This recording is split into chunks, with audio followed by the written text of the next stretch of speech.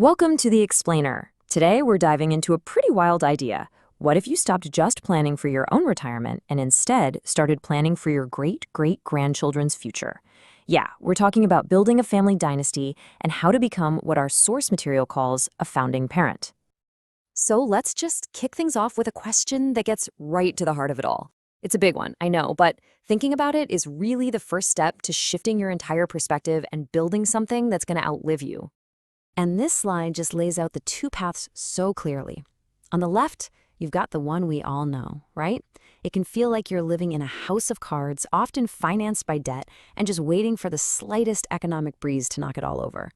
But on the right, that's a totally different model. It's more like a sturdy, deeply rooted tree. It's a 100-year vision designed to get stronger, not weaker, with every single generation. Now, the thing is, most of us are caught in what our source calls the one-generation trap. And here's the kicker. We might not even realize it. It's kind of the default setting for how we live in society today, but it comes with some pretty serious hidden costs for the future. At its core, this trap is basically a hamster wheel of debt. We're constantly encouraged to borrow money to chase a lifestyle that, looks great on the outside, but doesn't really have any lasting purpose. All our energy goes into surviving the right now, which makes it almost impossible to even think about building a real legacy. But here's the good news. You can get off the hamster wheel. The challenge being laid out here is for every single one of us, no matter where you are today, to take on this new, really powerful identity, that of a founding parent. To really, truly get this shift in thinking, let's look at this beautiful analogy from the material we're exploring. This isn't about planting a little garden so you can have some nice flowers next summer. No. This is about planting an entire forest for your great-grandchildren. I mean, look at the copper beech tree. It takes a century and a half, 150 years just to mature. The person who plants it knows for a fact that they, and probably even their own kids, will never see it in its full glory.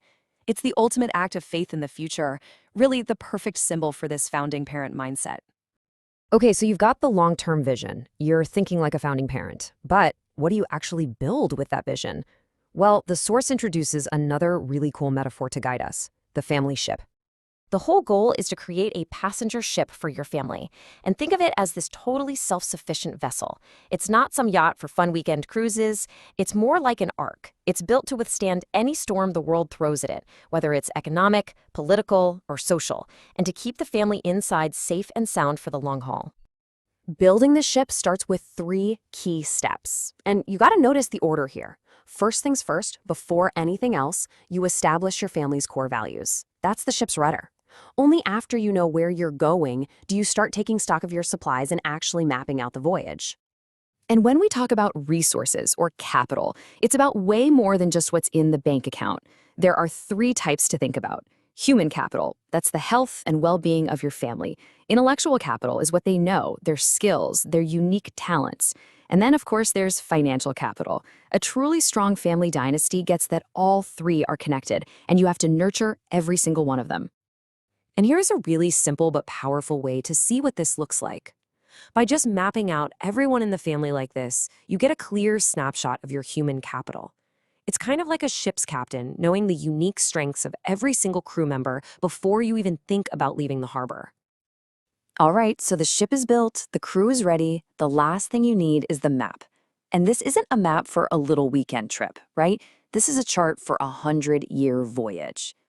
The key takeaway here is how this massive, kind of overwhelming 100-year vision actually becomes manageable. Look at the phases. The first 7 years are an all-out sprint. Get out of debt, build a solid foundation. By year 21, you're already passing the torch to the next generation. And by the 50-year mark, your grandkids are at the helm. And they're not just preserving wealth, they're using it to make a real impact. It's a marathon, for sure, but it all begins with that crucial first lap. This quote just reframes everything, doesn't it? It's asking you to measure your life's success, not by your own shiny accomplishments, but by the opportunities you create for your grandchildren. That's a profound shift from what did I do to what did I make possible? And the final, most powerful message is this. It doesn't matter where you're starting from. Seriously, whether you're deep in debt or you're at the top of your career, the role of founding parent is available to you. That 100-year voyage, it starts with a single step. And that's a step you can take right now.